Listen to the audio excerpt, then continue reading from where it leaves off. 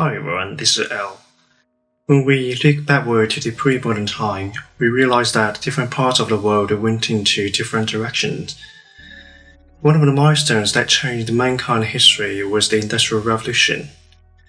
It is commonly believed that the Industrial Revolution suddenly changed the entire Western world once for all. However, if we carefully re-examine the history, the Industrial Revolution was probably not the start, but only one of the key points in the long-term evolution. If the Industrial Revolution was not a start, then the question is, when did exactly the Great Divergence between different parts of the world emerge in history? And when did England, or the most advanced economies in Western Europe, become different to the other parts of the world?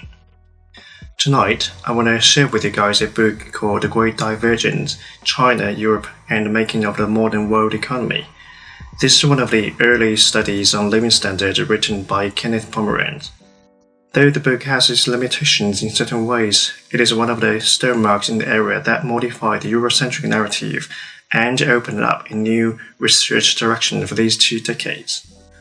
Pomeranz proposes an interesting and surely very attractive argument that before 1750, the most advanced Chinese region, which is the lower Yangtze Delta, matched or even bested the European ones, either in terms of living standard or technological and institutional development.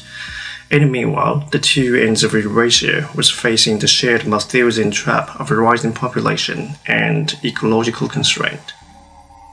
This argument is supported by Pomeranz's research in life expectancy, in consumption of calories and household goods, in storage and distribution of grain to counter famines, in textile production and earnings of workers, and eventually in the commercialization of the economy.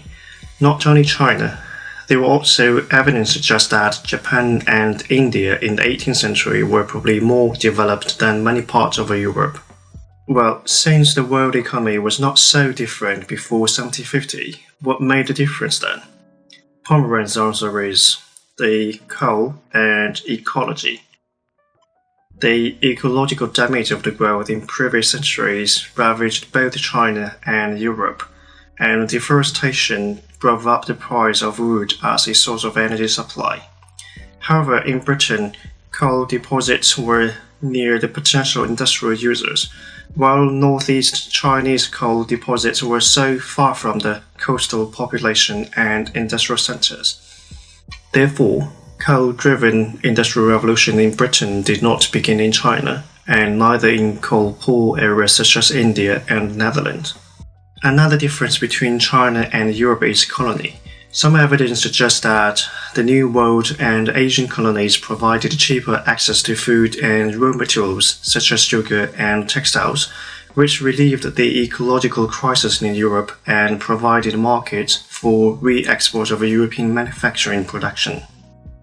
Although more recent studies suggest that the Great Divergence may have happened even earlier than the Industrial Revolution, it is clear that the economies at the far east end of Eurasia were far from backward in pre-modern time.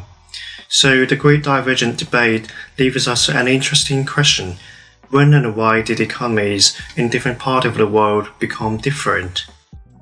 Okay, so I hope you guys enjoyed this video and I will see you next time.